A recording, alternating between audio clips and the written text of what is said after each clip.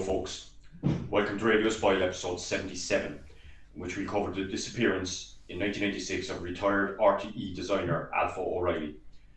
Now, thank you for your channel support and engagement. We're approaching 6,300 subscribers now, and your video likes, subscribes, and community comment interactions are always appreciated. Now, it lets YouTube know Radio Spoil is your go-to channel for Irish true crime and more, sticking to facts without hyperbole, not drama and misinformation for clicks, and bringing cases thoroughly researched about the missing, murdered, and placing their families' experiences first and foremost in the cases. Okay, let's begin with this episode. You've seen the opening image reel. Alpho O'Reilly could have been anyone's father or grandfather, regardless of who or what he achieved in life. A wonderful life with tales and stories to tell. But we're missing the final chapter of Alpho's life. Now we'll get into the case summary first. Now, Alpho O'Reilly, and I put down 1922, and was alive in January 96. That's as far as we can go. Alpho O'Reilly disappeared in early January 1996. He was a very successful production designer, set designer, costume designer, and senior figure in his design field at the National Irish Broadcaster RTE for over 25 years. He was also a talented actor and artist, respected for many more years in the theatre circles of Dublin and abroad. And you'll have seen a photo of him there posing outdoors. You can see a charismatic guy who cut a good figure there, always well dressed and well turned out there.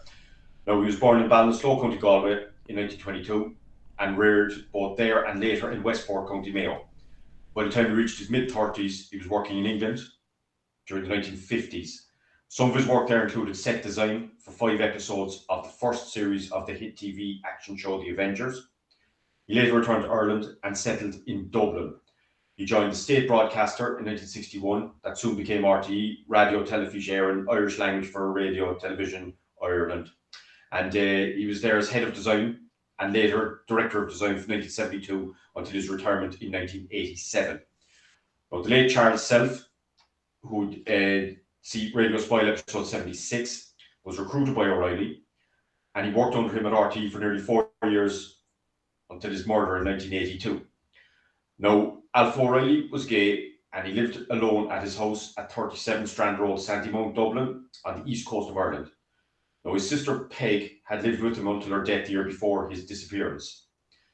Now, although reports vary, the most likely date Alpho O'Reilly was last seen was on 4th of January at 3 a.m. in the morning when he stopped for petrol in Ashford, County Wicklow. It's about 25 miles south of Dublin, near the coast again. He did not seem well and was last seen heading in the direction of Wexford, which is further south again. His car, a green Mitsubishi Colt, registration number 95D6446, is also missing and has not been located to date. Now, the O'Reilly case was featured on episodes of Crime Line. That was the precursor to the current Crime Call programme. Soon after his disappearance, it was called Crime Line between 1992 and 2003. And it was highlighted regularly over 29 years since. Yet no trace of Alpho O'Reilly or his car had been found. His car did not leave the country, his passport was found at home, and his bank account was never accessed after his disappearance in January 1996. The case of the disappearance of Alpho O'Reilly remains open and unsolved by An Garda Síochána.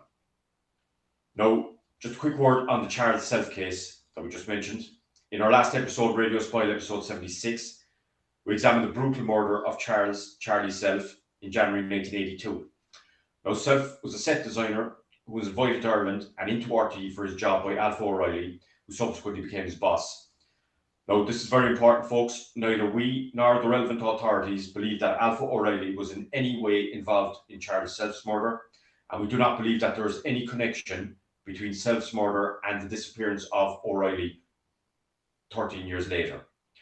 Anything that can be construed as a connection, for example, the respective incidents occurring in January, the overlap in their professions, the professional relationship, their respective homosexuality, or anything else, are all purely coincidental. And I don't need to emphasize now, folks, please, no conspiracy theories on this. And that's the end of it as far as we're concerned now. Okay, thanks, folks, for your cooperation. So, early life first. Now, Martin Maximilian Alphonsus O'Reilly was born in Ballinasloe, County Galway on the 1st of August 1922. He was the fourth child of Martin and Margaret Mary O'Reilly. And Margaret Mary was better known as Molly, and Nee Purcell there. Purcell was her maiden name. Now, Alpho's year of birth is usually given as 1922, while he was stated as 74 in initial newspaper reports of his disappearance, which would indicate 1921, and his entry in the 1973 edition of the Irish Times book, Who's Who, What's What and Where in Ireland, gives his birth year as 1924.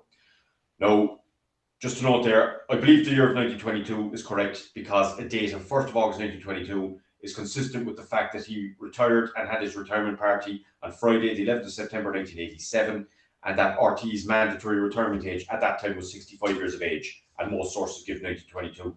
So we tell you that he was born on the 1st of August 1922. Now, his older sister, Margaret, known as Peggy or Peg, was a writer, and they were very close all their lives. And they lived together at his home in Sandymount. His brother, Austin, was a sports reporter with Clare Champion, and he lived in Westport until his death in 2011. Now, the O'Reilly family lived initially at Dunlow Hill in Ballinasloe, County Galway, for part of Alpho's childhood, and later on Altamont Street, Westport, County Mayo, where his father was a station master on the railways. Now, we're going to show a quick map there.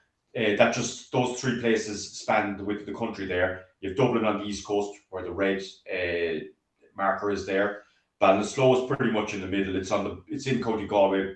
A bit of it spills into County Roscommon, but it's right there, kind of a bit west of the Midlands there.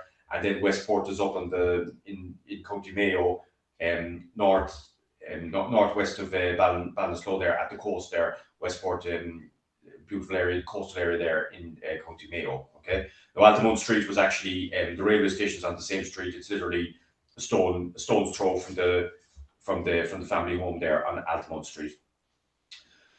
So that's a quick map there. We've two further maps then. One just shows Dunlow Hill, the area there where he grew up in Ballinasloe, and then in Westport there you can see Altamont Street there as well. Now, education, like nearly all of his generation, things were tough for people in Ireland back in those days. He was born during the Civil War, and later on into the 20s, 30s, 40s, and beyond, there was things were tough for people. And like nearly all his generation, Alpho O'Reilly's childhood was modest. His father's income from the railways. He was very interested in art and studying in this area when he reached his teenage years. When he was a schoolboy, he reportedly submitted drawings to Walt Disney and received an encouraging letter in reply with praise advising him to follow his dream and attend art college, which he did. Now, Alpho O'Reilly pursued third-level studies at the National College of Art and the Abbey Theatre School in Dublin. So he was also interested in theatre, and those things went well together for his future work. And during this time while he was studying, he also worked at dressing shop windows as well. Now, the National College of Art was formerly the Metropolitan School of Art until 1936, and later became the National College of Art and Design, the NCAD, in 1971. For the roles O'Reilly later pursued, as a set designer, costume designer, production designer, which we'll get to in a while, he was largely and remarkably self-taught and very talented at them. Now we move on to his early career. We've a snap there of the National College of Art and Design there as well. Now, by 1944, he was working at the Gate Theatre in Dublin, and in that year he designed sets for the production of John Davison's play, The Brontes of Howard Parsonage, and that was performed at the Gate Theatre. He was an actor in several productions at the theatre from the late 1940s until 1957, and he also fulfilled roles as an assistant stage manager and a wardrobe assistant. Now, his association with the Gate and work on theatre productions there continued into the 1980s. And just a quick word on the Gate Theatre, there's a photo of it there as well we're going to show you. The Gate was founded by Hilton Edwards and Micheál MacLiamore in 1928. They were a couple affectionately known as the Boys. They were dubbed that by Fred Cogley's grandmother. Fred Cogley was a well-known Irish broadcaster specialising in rugby. It was his grandmother dubbed them the Boys. They were well-known in the theatre circuit. Now, Edwards went on to become head of drama at RTE and was thus a colleague of Alpho O'Reilly there, while MacLiamore was a highly respected and talented stage actor who also appeared in some films.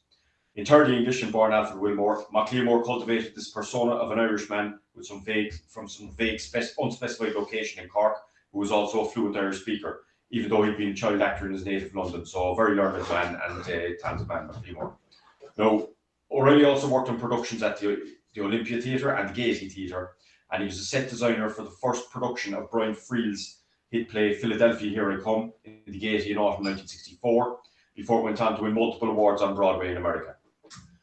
Now, just a quick note on design, just a quick summary now. Alpho O'Reilly was very active in his field of design. He served as president of the Institute of Designers in Ireland in 1975. The Institute was formed in 1972, and it's a professional body representing the interests of Irish designers and promoting professionalism in a few different sectors there as well. O'Reilly clearly took education seriously, as he was appointed an assessor for the School of Design diploma courses at NCAD, that's the National College of Art and Design that we talked about a minute ago, his alma mater, in 1972. His ambitions were quoted as to see standards of visual appreciation in Ireland greatly improved. Now, just a quick word on design roles, because you'll hear these terms here. Now, in his work, Alpho O'Reilly fulfilled roles as production designer, set designer, and costume designer. Now, a set designer is, as the name describes, design sets for theatre productions. A production designer is similar, but a much broader role, and the production designer is responsible for the overall aesthetic of a film and television story, because it's not just one theatre set, you'll have multiple sets throughout the course of a film or TV show. Now, a costume designer is, again, as the name suggests, and an example of this latter work included the design he did for T.P. McKenna's role as Nisha in the 1965 RT production Deirdre, which starred Finola Flanagan. And this demonstrates Alpho O'Reilly's artistic talent. And we're just going to show a picture there now. We have T.P. McKenna's costume, and you can see the likeness between his drawing of T.P. McKenna and T.P. McKenna's real picture in the inset there. So he was a very talented artist, as well as a costume designer, set designer, production designer. Alpho O'Reilly worked in British television, primarily at ABC Weekend TV from 1957 until 1961. And during this period, he was production designer for several different TV shows, including all 13 episodes of a 1960 series Police Surgeon, and the debut episode and 4 others in the first series of the hit show The Avengers. So he was into big stuff there at the time. And then he moved back, as we said, to Ireland in 1961 and settled in Dublin there and got the job in RTE. Now, he lived at 37 Strand Road, Sandymount. He joined the state broadcast, which soon became RTE, and he became head of design and later director of design from 1972. And he held that position until his retirement in 1987. Back in the mid-60s, he was set designer for the Late Late Show, which is a long-running Irish talk show. It's still running since 1962. And he was the principal designer for the iconic show Insurrection in 1966. And that was a documentary drama miniseries portraying the 1916 Rising. It was written by Hugh Leonard, directed by Michael Garvey and Louis Lenton, and narrated by Ray McAnally. And this was the largest TV project to date then with RTE. Now, Alpho O'Reilly was very exacting in the detail of clothing, weapons, vehicles, furniture, and other properties, and even located the original 1916 GPO clock as well for the show. But we've got an image insert there now from that show from 1966, and as I say, a picture tells 1,000 words. So you can just see there the detail he's put in there, and that's one of his set designs from that show. Now, after Dana's Eurovision Song Contest win for Ireland in 1970, Alpho O'Reilly designed the set for the Irish hosted 1971 contest, and he won a Jacobs Television Award that year for his work on this. Now, in 1974, he advocated strongly for the introduction of colour TV, and that followed through. That became a reality some years afterwards. Now, just a quick word on Alpho O'Reilly's personality and his personal life. Now, he was generally well liked and respected. He was regarded as good company with a sense of humour, and he could be amiable or caustic as necessary. He was genteel, somewhat flamboyant, spoke with a refined accent, and dressed very well, as you see from the photos. Alpho O'Reilly was fair-minded and generous in spirit. He hired RTE set designer Jim O'Hare, and Jim O'Hare recalled that he hadn't mentioned his family during the process of being interviewed and hired, and when O'Reilly saw him pushing pram away from the workplace, he immediately gave him a pay rise and said that he needed the money for family expenses. Now, O'Reilly was also ensured that another female employee, Lorna Moran, received equal pay as her male counterparts for her work there as well. Now, family was important to Alpho O'Reilly, and he sent money home to his beloved older sister Peg in Westport when he lived in England, and ensured she got lunches out there as well. He later invited her to live with him in Sandymount, Dublin, when he settled back in Ireland. Now, as I said, Alpho O'Reilly was gay, and while he was otherwise flamboyant, he was discreet about his sexuality. He came from a generation, and not the last one, where homosexuality was illegal. While homophobia was rampant, he moved in circles such as the theatre circuits, where it was more common, and there was some level of tolerance and safety in numbers there. His associates at the Gate Theatre, Edwards and MacLeamore, were both gay and lifelong partners, as I said. Just to note there as well, there was a conservative side to homosexual men of that generation as well. Just compared, I mean, Alpho O'Reilly would have been an older generation from Charles Self, and MacLeamore and Edwards were older generation again than O'Reilly. Now, one aspect of the conservative side of Alpho O'Reilly's character was recalled by filmmaker and photographer Bob Quinn, who recalled his disapproval of mini skirts in the canteen and corridors of RTE in the early 1960s. Now, Alpho O'Reilly was friends with successful actor Aidan Grinnell, and he described him as sensitive, caring, very bright, with a great aesthetic sense, and having an amusing dialogue with marvellous, slightly malicious witticism. And Grinnell poignantly stated, "I miss Alpho terribly. We were great friends after his disappearance." Now, Alpho O'Reilly retired from his role in RTE as Director of Design in 1987. He continued to get around, so to speak, in the mid-1980s. His cousin's son, sculptor and artist John Gibbons, stated that some of his students met Alpho O'Reilly in Cyprus around the mid to late 1980s at the Stas Parakos Art School. Now, this school was the first of its kind, founded by Cypriot artist Stas Parakos. And Alpho O'Reilly maintained his enthusiasm and passion for art right up that time. Now, when he retired, he lived quietly with his older sister Peg, to whom he was very devoted at their Sandymount home, and she died in 1995. Just at the time of his disappearance, Alpho O'Reilly was showing signs of mental deterioration before his disappearance. He was grieving the loss of his beloved sister Peg, and his friend actor Aidan Grinnell, who we mentioned there, recalled that Alpho had told him he had breakfast with her after she had died. Now, he was last seen around 3 a.m. on the 4th of January 1996, driving away from a petrol station in Ashford, County Wicklow. And just quick description of Alpho O'Reilly at the time of his disappearance. Physically, he was 5 foot 10 inches in height, or 178 centimetres. He had grey hair, a goatee beard, wore glasses, I should have mentioned that, had a reddish complexion, and his general health, he had slight difficulty walking, he was a smoker, and he was suffering from amnesia at the time, and he spoke with an educated, refined accent. Now, quick summary of the case investigation. There was valuable time lost between when Alpho O'Reilly was last seen and actually reported missing. We'll see all this in the timeline, we'll dig into this in the timeline, folks.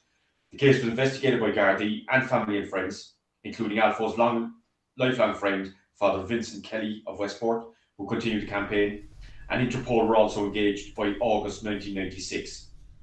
No trace of Alpho O'Reilly or his car have been found since.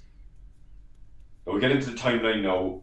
I'll bring Mick in now. So Mick Rooney's going to join us now. Hello, Mick. How are you doing? Any thoughts there? Brian, thank you. Amazing work. I think Thanks, Mick. when we kind of in the last week got into this, I thought to myself, if there's a guy who wants to do a book and biography of Alpho O'Reilly, here's your man. So any publishers looking now who want a man to write the biography, you're looking at him here now. That was fabulous work, Brian. Thanks, Mick. More to the case. Yeah, Alpho. What an extraordinary life this man led. Yeah. Absolutely extraordinary. Yeah. A fabulous designer. Originally in the UK, came back here. Yeah. And did his thing. And he lit up the lights in everything he did. Yeah. And we'll get into it a little bit more when the light somewhat dimmed, but that's a little bit later in our timeline. Yeah. But I want you to go on with this timeline, because I think we're gonna start to ask, in, excuse the pun, in light of all that, we're gonna start to ask an awful lot more questions as to, well, okay, but why did we end up where we are? Brian, well done on the case summary, and background. Right. Thanks, Let's get into that timeline. Yeah. So we get into the timeline now, folks. And again, this is I just have a note at the start here, and really, in the absence of a clear official record available of a series of events and times in relation to the disappearance of Alpho O'Reilly, or information from other official and primary sources, we've compiled this timeline mainly from secondary sources. This was a major collation exercise, really, because there's there's very scant official information. Even the basics of, what, when, where, etc., are, it's very sketchy. So we've pulled this together based on that, and we'll get into the discussion here. But let's get into the timeline now of what we were able to ascertain here, and let's make a start there. So we'll take it from Christmas 1995. Okay. Now, around Monday, 25th of December, Christmas Day 1995, Alpho O'Reilly is reportedly seen by his neighbours near or at his home in 37 Strand Road, Sandymount, Dublin. Now, we've got an insert video there of Strand Road, which we show there. So you can see the house itself there, and it was reported that he had travelled to Westport for Christmas, but this seems highly unlikely. While it's possible on public transport, remember the old family home was spitting distance from the railway station there. He may have had to change that loan if he went from Houston Station, or he could have gone directly to Westport. So public transport was possible, but given the state of his health, highly unlikely, and he almost certainly would not have been able to drive that distance, 268 kilometres, 167.5 miles. So it's unlikely he was there for Christmas. And we've also got just a map of his home place there as well. I should mention that there as well. Now, again, very little for the next week or so.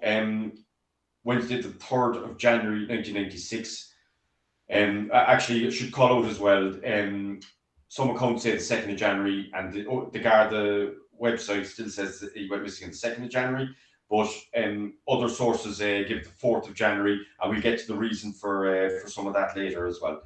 Now, anyway, Wednesday, 3rd of January, I'm going to take it as the 4th of January is the date, and we'll get to that later. Now, Wednesday, 3rd of January 1996, O'Reilly's seen by a neighbour at a shop near his home, and they exchange New Year greetings. He tells the neighbour he's looking for a carpenter to mend the window of his front door as somebody had broken it. Now, then we get to Thursday, the 4th of January 1996. At 3 a.m. approximately, Alpho O'Reilly stops at a petrol station in Ashford, County Wicklow. Now, we have a map there, a broad map of where Ashford is. It's about 25 miles south of his home in Sandymount, in County Wicklow. Now, at the time in 1996, this was the national primary N11 road, which ran through the village. Ashford was bypassed in 2004, and it's now off the M11, which is now a motorway that replaced the old national road N11. It's now off the motorway, the M11. Junctions 15 and 16 will take you into Ashford north and south there. And it's on the regional R772 road now. Okay, so that's just that's the geography of it, comparison to the geography between the 2 years, 1986 and today. Now, O'Reilly refuels his car, which is a green Mitsubishi Colt, as we said, registration number 95D 6446, and reportedly buys cigarettes as well. Now, Alpho O'Reilly reportedly asked which way it was to Dublin, but drove off the opposite direction towards Wexford. Now, remember that, folks, as well. He asked which way to Dublin, so that just remember that as well. So he wanted to get back to Dublin. Now, on Thursday, the 18th, or Saturday, the 20th of January 1986, we'll say Saturday the 20th, Alpho O'Reilly is allegedly seen in newsagents in Wicklow. Now, this is generally discounted now, and again, that become clear why towards the end of the timeline. Brian, before we get into just a couple of pickup points there that I'm trying to get my head around. Peg. Yeah. Lovely Peg. His sister passed away in 1995. Yeah. Okay. That's a big occasion. We all know that occasion. Yeah. where we gather around the Christmas table and someone's not there. Yeah. The empty seats. We've Yeah, seen it. the empty seat. Yeah. We've seen and felt it so many Yeah. times as family, Yeah. and Alpho felt it that year. Yeah. As we move into that January 1996, Alpho would have felt that hard. Yeah. 30 years they were living together in Yeah, 30 years. the house there. And Yeah. I'm trying to get my head around whoever, whatever remaining family members, whether we're talking about cousins, uncles still living in Ireland. I know his parents had passed away. I think his brother, wasn't it, passed away in 2011. Yeah. So there were people still close to him family wise. Yeah. If he stayed in Dublin for Christmas, and we don't know where he stayed in Dublin that Christmas 1995 as it would have been, who were the people that gathered around that table? If not in Sandymount 37 Strand Road, wherever he spent that Christmas. And we will later ask the questions, why have we not heard from those people? And the events in the following week, critically, why have we not heard from those people? New Year's, these are times when people come together as family. Why have we not heard from those people? Let's forget about the extended idea of the Garda later investigation. Let's forget about wider field of friends who maybe knew Alfie but only in a professional aspect and didn't really socialise with him. But Alpho clearly had close friends and knew what he was going through at that time. And there's a lack of voices in this case very close to Alpha. Unspecified date in January 1986. I would expect within days or a week of the last sighting in Ashford, Alpho O'Reilly is formally reported missing. It's not been possible to clarify who reported him missing either. Now, a neighbour, Stephen Tunney, noticed his front door open. His house was found to be in a very poor, neglected state, which was completely out of character for the fastidious O'Reilly.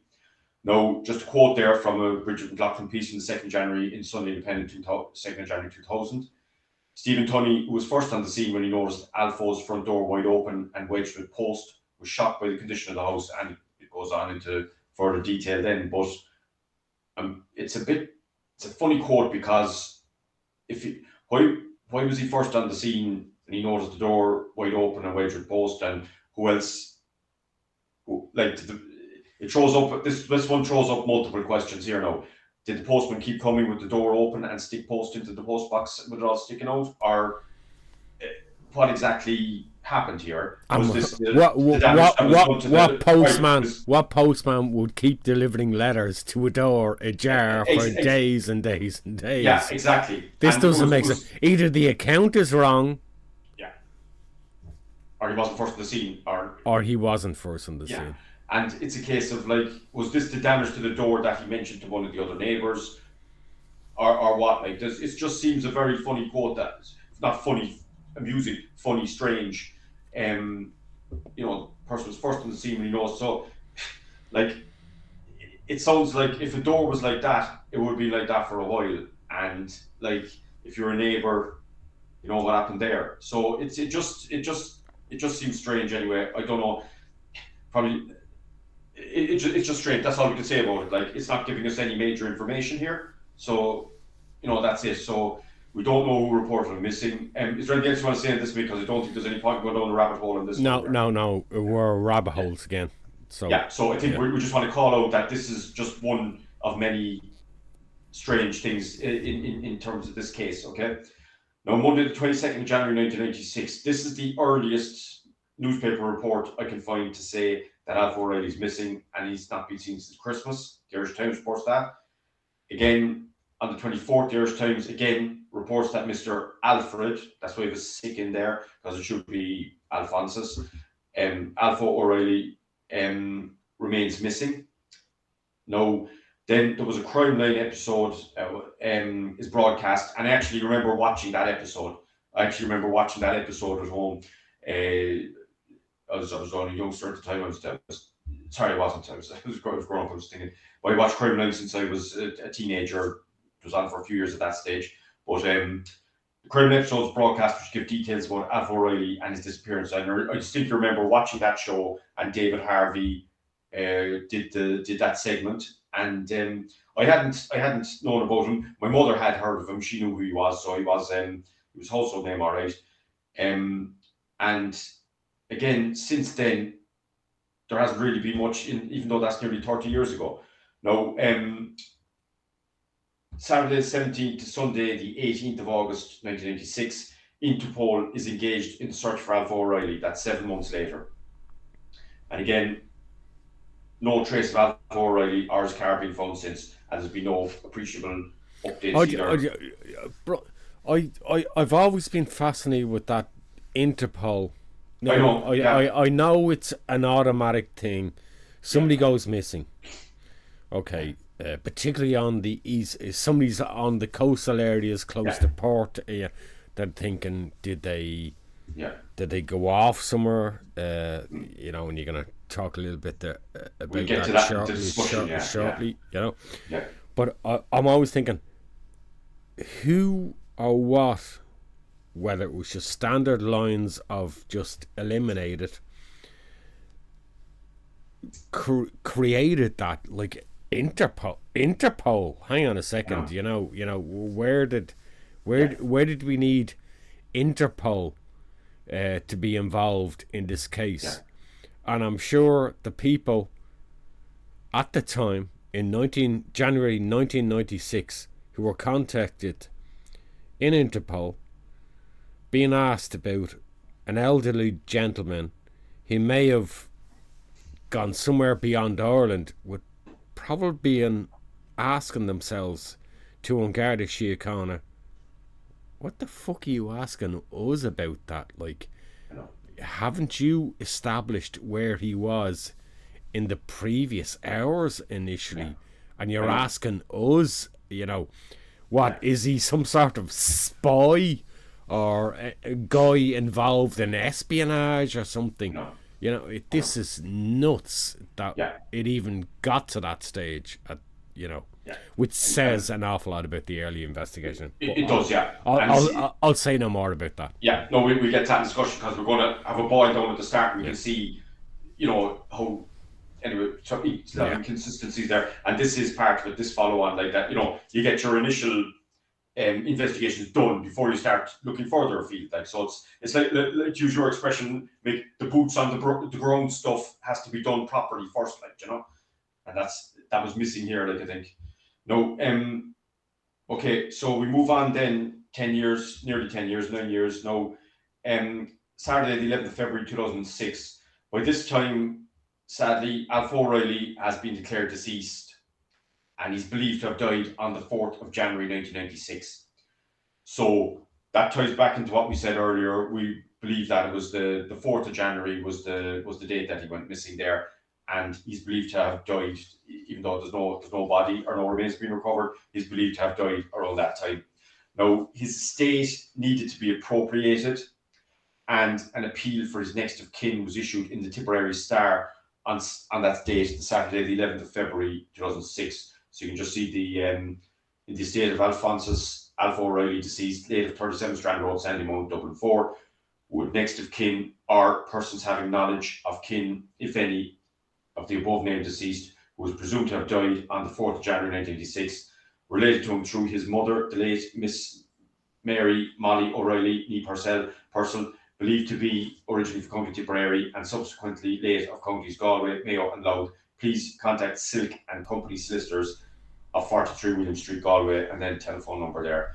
So that was appeal there to get to identify his next of kin. That's you consider when I see, we all see it. For those of us who, don't just exclusively use the internet for our news, when you see those little snippets in newspaper, Yeah, and you see someone being talked about 10, 15, 20 years ago, and a solicitor chasing down loved ones, relatives of that person, I always find it very poignant and sad. yeah, And it says an awful lot about this case and the connections, rightly or wrongly, that Alfonso O'Reilly had, or how he conducted his relationships, whether he had that many people close to him, friends, what have you. I always find it sad when we're literally dealing with an estate that's left, and of that time, 1996, that's a sizable amount of money, a sizable estate, people, if you want to talk about 37 Strand Road, go and look at what was sold at 10 years after this, and you'll realise the value in that estate. yeah. Brian, sorry, So, go ahead. but there was a piece then later on, another few years on, 14 years on again, where Alpho reported on 29th November 2020, Alpho O'Reilly's estate was reported to have been recently valued over €500,000. Now, I think that's probably excluding the house, because it's the house had been sold at that stage, but that's it anyway. So that's timeline is necessarily fairly thin, folks, because there's just not the sources to be able to put it together, our official documents. But I think we did the best we could to get this to get as much as we did into it, and it just shows how scant the information on this case is. So it's very very sad in that respect. Now we get into the conclusion and discussion now in a second. Mick, is there anything else you want to add in terms of the timeline there before we get into the conclusion and discussion? No, I want you to get into the conclusions and discussion, and then we're really going to start to probably get a little bit irate and annoyed at the way this has gone. So progress with the conclusions and discussion.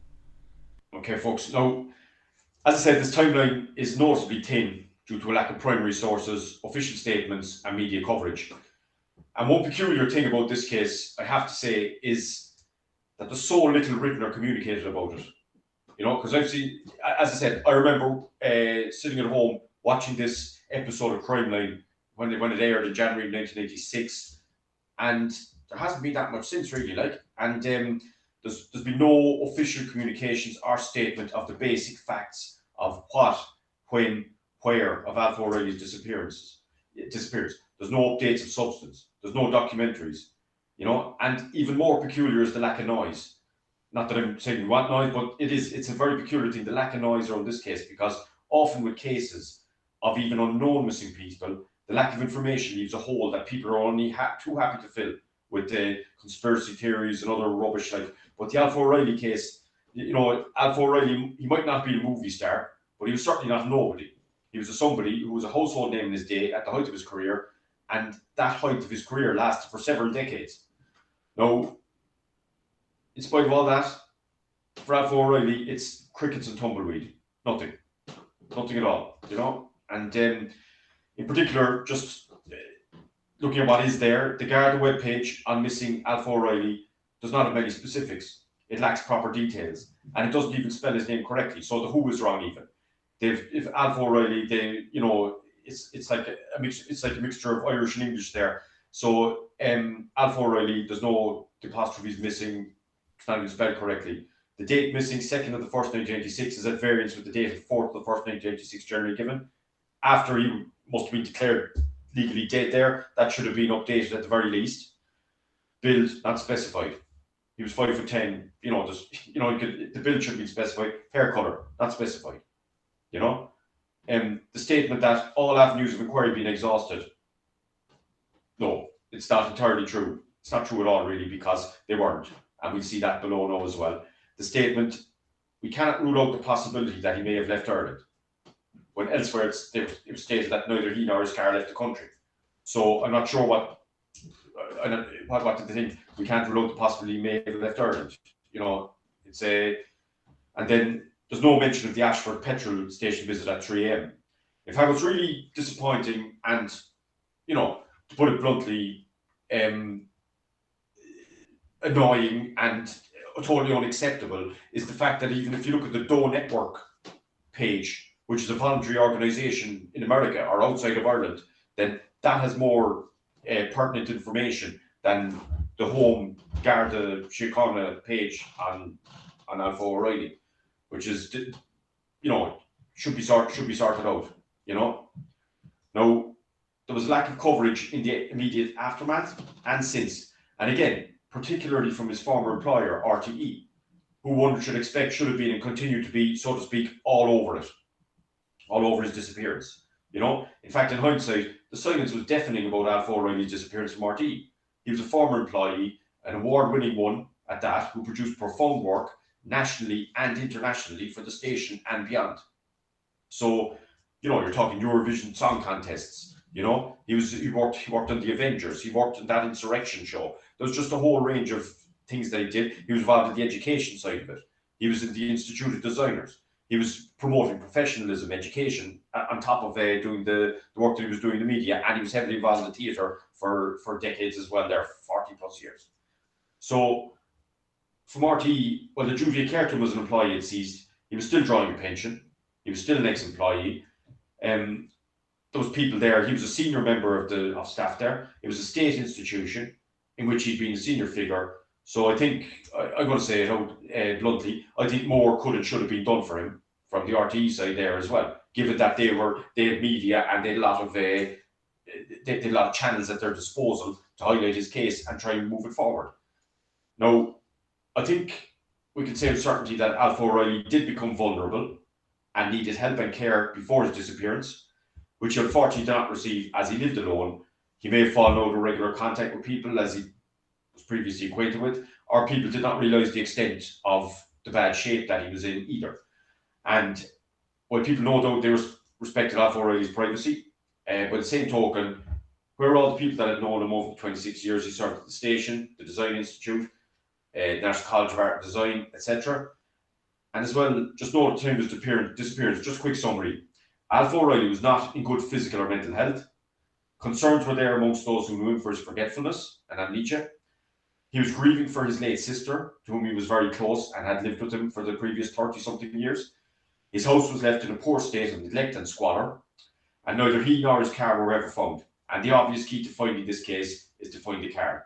Now, we're going to go through a few of the broad possible scenarios there, but just before we get to that, Mick, anything you want to add there to what I said there and the boil down there?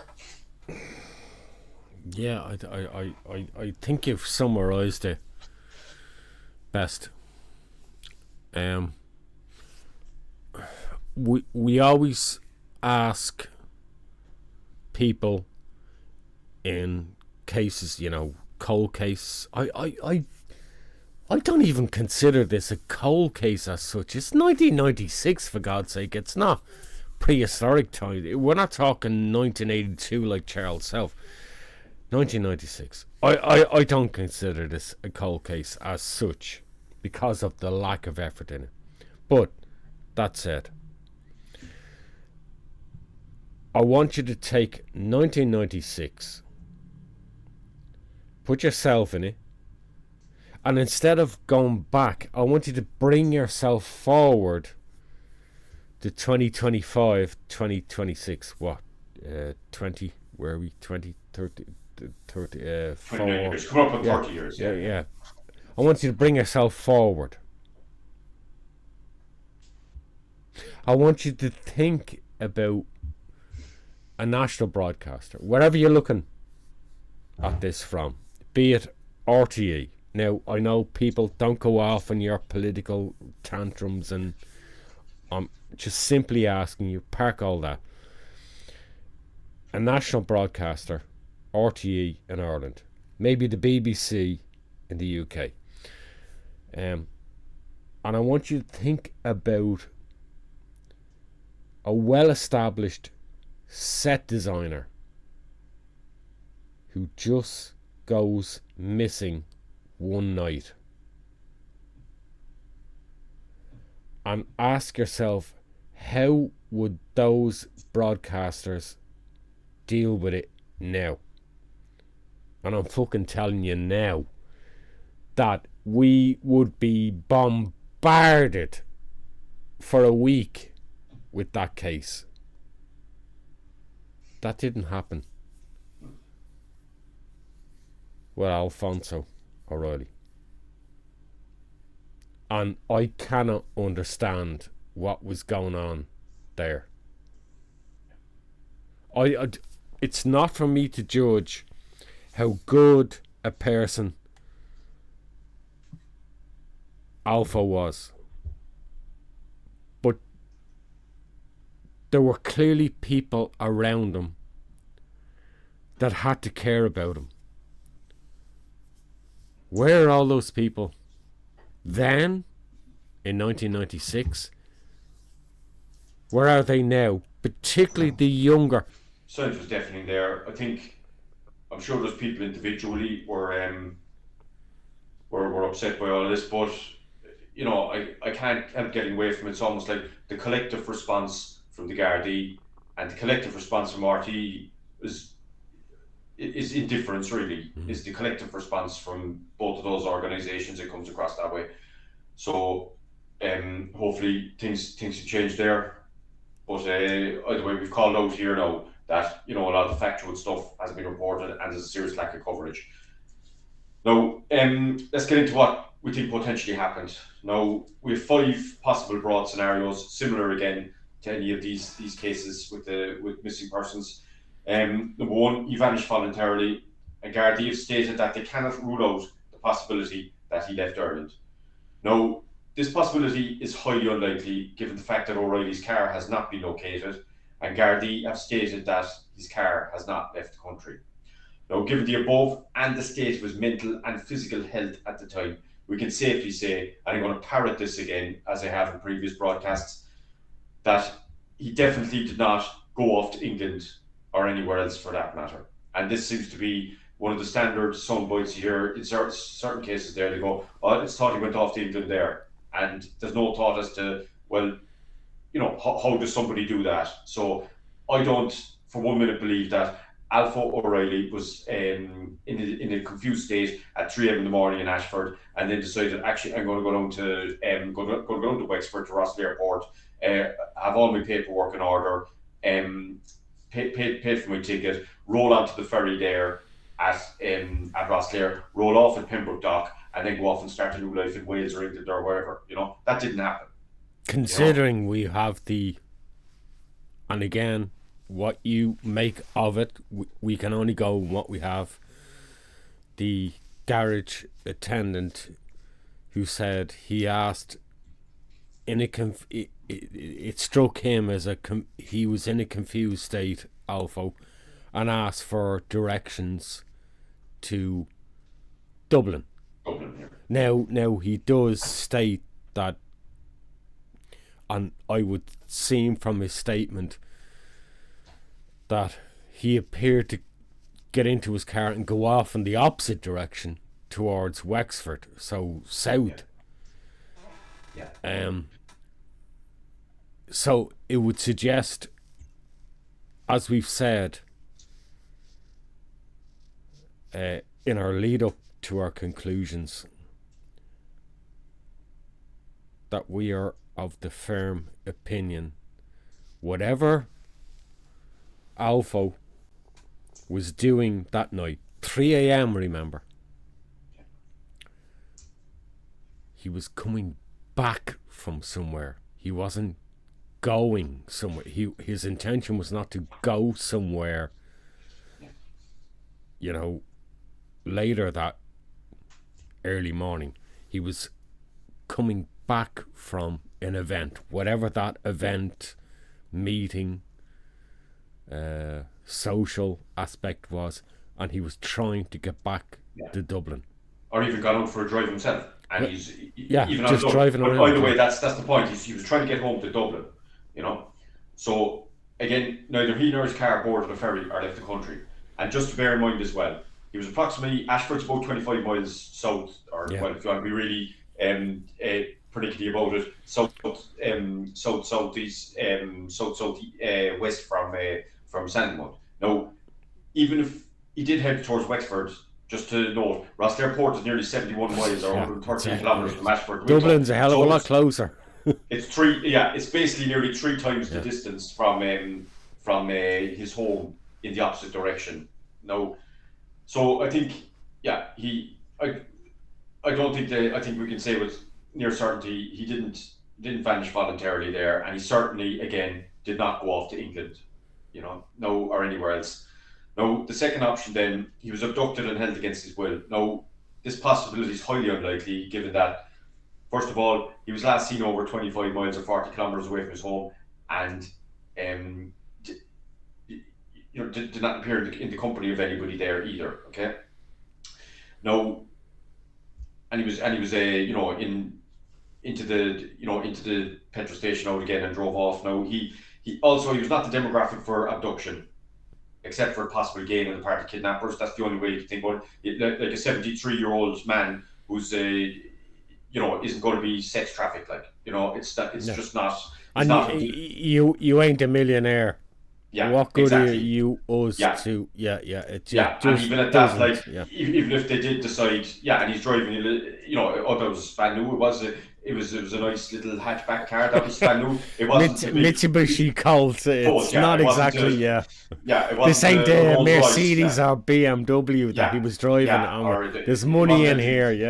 Yeah, exactly. So, and anyway, even if kidnappers did take a notion, there was no communications to indicate anyone was looking for any ransom or anything like that, or a carjacking or anything. The car vanished as well, remember. So there was no indications of that. No, and there wasn't some big elaborate mafia chop shop scheme going on there either. For at 3 o'clock in the morning in Ashford. Third option, he committed suicide and his remains have not been found. Now, this possibility cannot be ruled out.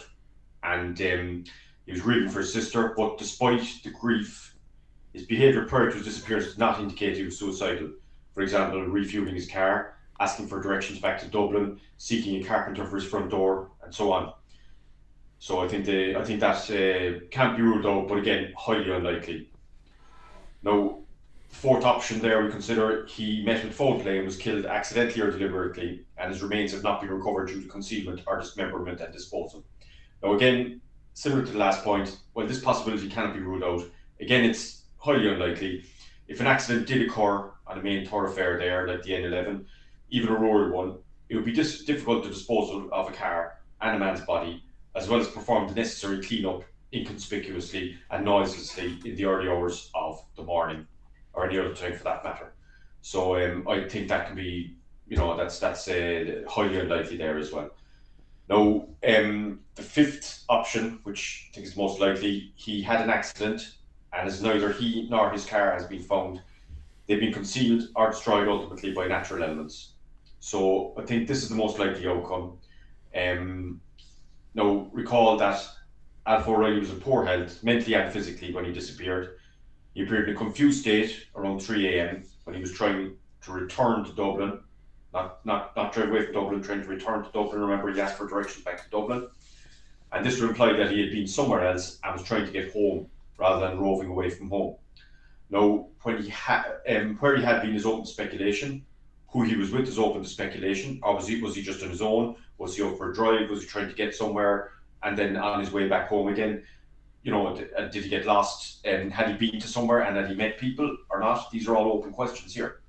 Now, just long shots here now, but he had worked in pantomime many years previously in Wexford, nearly 60 miles away. So maybe he did have he did that. I'm talking Wexford Town now. Remember Rosslare, 71 miles away. There's Wexford Town then, which was slightly closer at 60 miles away from Ashford, or 95 kilometres. maybe he had connections there. And then one of his associates, the writer James de Borca, that's Irishford James Burke, had worked with players in Rathnew, which is just over, and we've got a map there as well. That's just over the other side of the motorway there. It's just very close to Ashford, another village there. No, and that's the neighbouring village to Ashford on the other side of the M11. In that case, it would have been the motorway wasn't there. But again, one of his associates who he had worked with had worked also with players in Rathnew there, so they had a theatre scene there. So again, they're just long shots. Maybe he was connected to either of those places. We just don't know, and nobody's come forward either in relation to any of this. So again, neither Alpho O'Reilly nor his car were ever found, and that's the obvious key to solving this case is to find the car. And unless there was something else, something else there, that seems the obvious key to solve this case. If you find the car, you find Mr. O'Reilly. One possibility is that he had an accident and was lost in water or undergrowth near Ashford. And there's a lake there, Broadlock, which is very shallow in parts. And there's marshland around it as well. And the main river Vartry, which makes up the river's estuary that drains into the Irish Sea at Wicklow town further south. We've got a map there with all of that there, so you'll be able to see. And then we've got a zoomed in map as well. So you've got that big lock, and it's quite shallow in parts. There's sand built up there, but then you've got the marshland around it as well, and the main river. So there's a whole estuary area there. And if you bear left as you're heading south coming out of Ashford, that road takes you directly down there towards Rathnew, and there's several roads off that will lead into that area there as well. So I think that is a definite possibility there. Now, if he accidentally went into the sea at the coastal area near Wicklow town while he was in his vehicle, he would most likely have remained near the shoreline edge there, and he would have been found. So I think that's again, freak things happen as well. But if he went into the sea, he would have been found. You'd have a car there, weighed down. I think just again, we talked about this in other cases there, but I mean, water is very heavy. A cubic meter of water weighs a ton. Remember that, folks. So if water gets into a car, look at the size of the car. You're going to have several tons of water weighing it down if it gets into it. So just to bear that in mind there with the coastline. So and I've seen somewhere people talking about the coastline there. If he went in off the coast, chances are he would have been found there. Now, I believe he and his car may be in the River Vartry estuary at some point, considering his proximity to where he was last seen in Ashford, number one, and number two, the ease with which you can get into that area there if you follow the road network there. So at the very least, this should be thoroughly searched in order to eliminate it, if nothing else.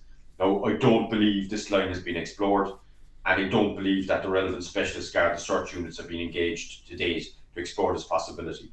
So I would hope that they do that, even with a view to eliminating it as a possible last resting site for Alpho O'Reilly. Now, beyond that, I think maybe he went further afield. We just don't know. But I think that's what I think that'd be what I would conclude. I'd like to see further exploration there, or either to eliminate it, or possibly if they could find something there. So, Mick, anything further you want to say in relation to that? Yeah, I think from me, we have the 3 a.m. Garage stop, okay? And the communication to the person there is that he's in a confused state and he's trying to find the road back to Dublin. Okay? But that says an awful lot in that he's only just pulled up in the garage, we would assume, to fill up with petrol. Now he's filling up with petrol. So that suggests that he believes wherever he's going doesn't have enough petrol to get him where he's going, back to Dublin. And that would suggest to me that Alpho at 3 a.m. had already been on the road for quite some time and had burned an awful lot of petrol. So where was he coming from? Yeah. Was he coming back, maybe, from Wexford? Had he come from Dublin and reached the Ashford point and then was gone back? Well, yeah, it's not an absolutely huge distance on a full tank of petrol. So I'm more inclined to think that Alpho had been possibly in the Wexford area, or certainly further south than Ashford, and was coming back, and for whatever reason got a little confused when he, because it happens happens to me, pull into a garage, you forget which side of the road you're on, and you pull out and go, oh, should I be going right or left here to get out of the village and go back in the direction I came from? And I think that's what's gone on here. And I think he genuinely was going, his intention was to go back home that evening. And that tells me that nothing untoward had happened to him. There was no threat, there was no incident, there was no, but for whatever reasons, he was tired. We know there were mental, possible dementia issues coming to that stage, and he genuinely just wanted to go back home to his beloved house in Strand Road. Why he got himself out at 3 a.m. that morning, we'll never know. We may never be able to answer that, or where he was. My concern, he had to be somewhere, unless you honestly believe he got in his Mitsubishi Colt at some stage, be it January the 2nd or 3rd, we believe the 3rd, and just drove off in the direction of Wicklow and just drove around for hours and hours and hours until 3 a.m. and suddenly decided, I'm bored now, I think I'll go back home. I don't accept that. No. I believe he met and saw someone that evening, and he was, and I'm not suggesting anything untoward with that person, but he was simply returning back home, and he was tired, and he probably realised he really shouldn't have pushed it that long. He should have been long home at that stage, and he was heading back to Strand Road. And we can only appeal to that person to come forward. And I'm a bit pissed off about the people around Alpho O'Reilly in this case. I'm really fucking pissed off about them, because they can all wave their hands in RTE gaiety and, you know, rave about the achievements of the great Alpho O'Reilly. Where the fuck were all of yous when he disappeared? Because you all fell silent and had nothing to say about the days coming up to Christmas 1995 and into the first few days New Year's in 1996. You've all nothing really to say about where he went. And by God, you all know he visited you. You talked to him. Where's your witness statements? What were you doing? Come forward. Step forward. Step up to the mark now if you're still alive. Yeah. Because you're all fucking very silent now.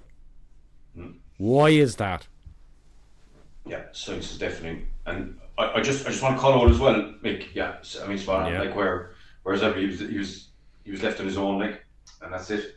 And like, it is, yeah, it is very, you read it, it just does make you angry when you read all this and you go, what the hell happened? How did this happen? So I mean, I think as well, just to note, we're looking at things from a north-south perspective. the fact that he headed south out of Ashford, Yeah. that's where I go with this one.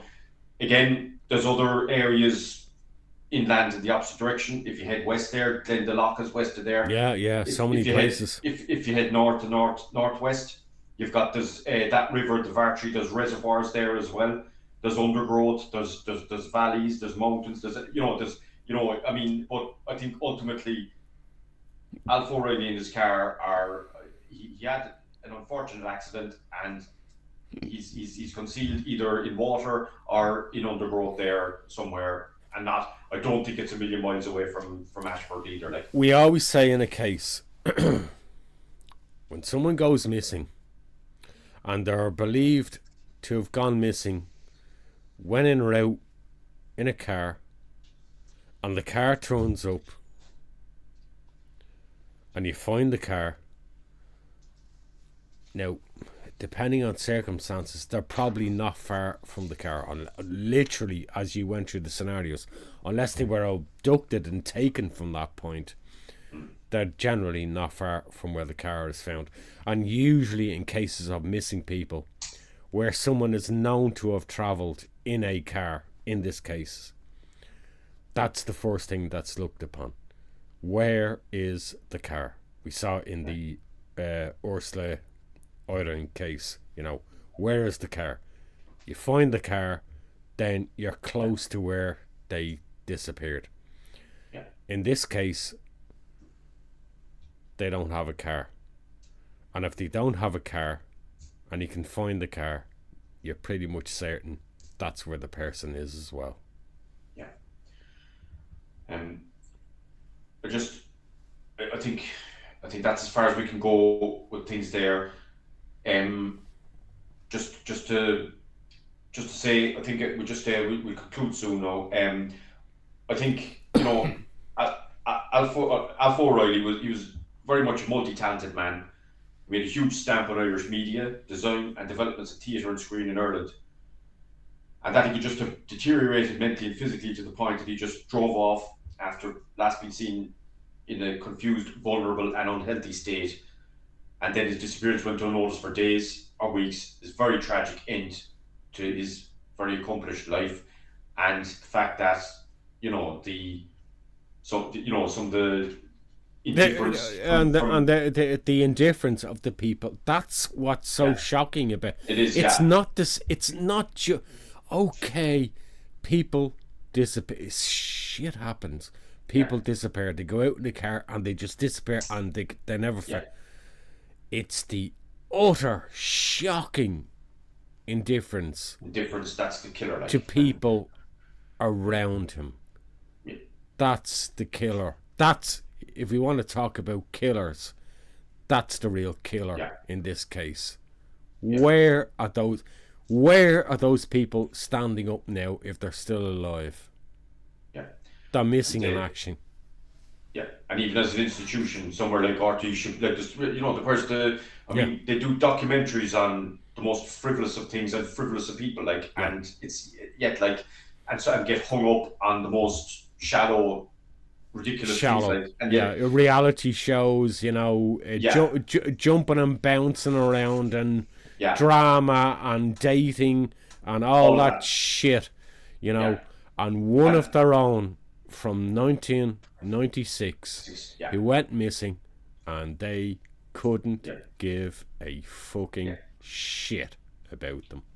I know it's very, very tragic. Beggars belief, like, there's not even, like I said, there's not even the noise that often comes in and fills things up there, like, and just to call out as well, I mean, I think this has to be the most detailed timeline and that absolutely, Brian. Today, you have produced the most I'm not interested in the other noise, unlimited noise about this case, because most of the people didn't go to the depths that we've went with this case, and by God, this case was hard for you to go to the depths on what you've revealed in this case and details in this case about Alpho's background, about the circumstances, and all of those, I can only think of I'm not even going to name them, 2 channels that have covered this case. Yeah. And they all went the lovely pedantic way. This is a nice story and it's a terrible story, and that kind of crap. That, and you even get the newspaper reports, some of them are like that as well. That kind of bollocks that's put out by wheezy true crime channels that never actually get into it. Yeah. We've done our best to get into this case as best we can. Yeah. And we're calling out the people close to Alpho O'Reilly, who clearly know more than is coming to the surface. Yeah.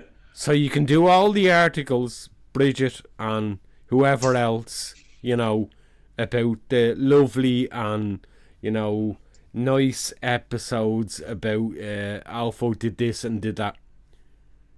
Go to the heart of this case and start asking yourself questions as to why you didn't push this case as we are. Yeah. I know, and it's like the thing here is like there's like some of these people, and I don't want to go off on one because I know, and then we're just people get into things like this, like the Ian Bailey stuff and all the rest of it, and they inject themselves into it, and like this is actually this stuff needs far more care here. So I just want to say that what I sincerely hope for now, I think I'd like to see, hoping doesn't mean it's going to happen, but I think I'd like to see a proper web page on the Garda website, number one. Well, to start with, other than the crap that they have up at the moment, that has all the proper specifics of the who to start with. Spell his name correctly. Come on, folks, spell his name correctly to start. The who, the what, the where, and the when. That's all missing. These are the basics. These are the very basic starting point for getting for kickstarting an investigation here. Because you can't possibly. Sorry, I want to finish what I'm saying now. You can't possibly turn around and say that all avenues have been exhausted if you don't have the basic who, what, when, and where on your bloody webpage. You can't possibly say that all the avenues have been exhausted when you haven't got the basics right in the bloody case. Yeah, sorry, go on. And we'll put that on Garda Síochána webpage up as their supposed fucking call out. Yeah. Get it fucking sorted on Garda Síochána. And get it updated if you're actually remotely interested in exploring this case. Yeah. That's the equivalent of sticking this thing in a file and sticking it in a box and sticking it in the corner of some place with some locked room with cobwebs growing over it 30 years later. That's the digital equivalent of that, like. Yeah. And it's actually worse because the information in the file isn't even correct in the first place. And it's a sad case of affairs, like I said, when the Doe network has a more elaborate file on a missing person in Ireland than the Irish Gardaí have there. Like. So that's number one. That has to be sorted out. Number two, I'd like to see a lot more from his former employers. Fair enough, he was retired or whatever, but all he did there. Also, some of the other institutions. I mean, he was heavily involved in the Institute for Designers, the National. No, I don't know what they haven't done either. I don't want to be vilifying people either, but I think there could be more of an effort there to remember him. He should be remembered at least every year properly. That he's properly remembered, and then try and get out there what actually happened. Second thing, third thing, I think the area around the River Dartry estuary there and that drainage area there, all of that should be turned inside out. The waterways, any undergrowth there, all of that area in particular should be searched thoroughly. You can look at some of the other areas there going west of there or north or south of there, but I think either way, that's the nearest body of water there, and it's accessible and so on there. All that area should be thoroughly searched with the appropriate Garda teams there, like including the SOVAC and so on, and all of that should be properly searched, and other areas there as well, if only to eliminate it. And then move on with a proper investigation here to find out what happened to him. Do you know, with all those, we talked about waterways an awful lot with former She's Joy's one, yeah. Tasha. Do you know, half the time, I think when it comes to this, when it comes to reviews on operational forward plans, reviewing older cases, and it's hard for me to say it, but I still believe it. You know, it doesn't matter whether it's the River Vartry, the River Liffey in Dublin. I think half the time these teams, they're almost terrified to do real deep searches of them, because they're fucking terrified of what they actually might discover and what work they might have to do. Well, I think it's full of them. Like, they're full of stuff there. Like those rivers are full of stuff. But the point here, Mick, is it's not the diver teams or anything like that here. Yeah. Those guys are engaged by the people doing the investigation. Absolutely, so yeah. If they don't have a mandate to do it, then they can't do it. They can't do it. So it's not. There's no upward operational plan from One Garda Síochána exactly. So to actually say these 6 or 7 rivers in Ireland are primary places for 20 or 30 cases that we have are disappeared people. Let's go with it. Let's do a plan for the next 2 years, and let's absolutely trawl those rivers. Yeah. Should the guys in Cork do that? No, a lot of that search and rescue in Cork is one. Like, what I mean, but the thing is, like, that's important to say there. Like, anytime those guys were engaged, Tosh and all, they were down in the bottom of the most elbows in shit, exactly, in tunnels, absolutely horrific circumstances. So they'll do whatever they're asked to do. But they have to be asked to do it. They have to be tasked and operationally done. And Garda Síochána are not fucking interested in this case that we've covered. They are not remotely interested in this case. If you can't even update your Garda website page, you ain't fucking interested. And they need to be held to account on that. It's not acceptable.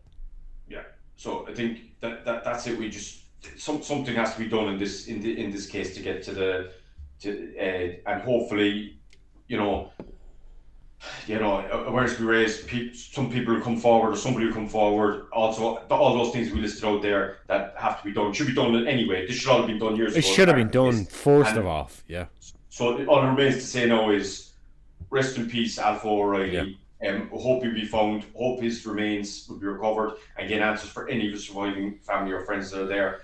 And also, just we'll throw it out there: Gardaí at Irish Town, Dublin, are appealing for any information that might help establish the whereabouts of Alpho O'Reilly since January 1986. If you have any information about Alpho or his car, right? So that's 95D 6446 Mitsubishi Colt. Please contact the detective unit at Irish Town Garda Station, and there's the telephone numbers. Okay. Now, while Alpho O'Reilly had no direct descendants, other family members, including cousins, continue to hope for answers about what became of him. Now, that's an older message, but again, it shows that if there's some family left, we want to know what happened, and that's what we all hope for, that Alpho O'Reilly's found and given a proper, dignified burial as well. So let's hope that happens. Mick, anything final, or we wrap it there? No, I think we'll wrap it there. Okay. There's no point, because we'll just rant on, and we'll. I know you people. I think people get where we're coming from. So please, folks, if you know anything, please come forward. Thanks for tuning in, folks, to this episode of Radio Spoil. Stay safe, look after each other, and we plan to be back with another Radio Spoil timeline soon, and another Insider edition as well. So thanks, folks. Okay, God bless everyone. Thanks for joining us. I'm Brian. Above all, thank you for doing all the work you did in this case. This one was a tough one to research and put a full timeline together. So thank you again. God bless everyone. We'll see you soon. Hopefully next week we'll be with you. Okay, take care.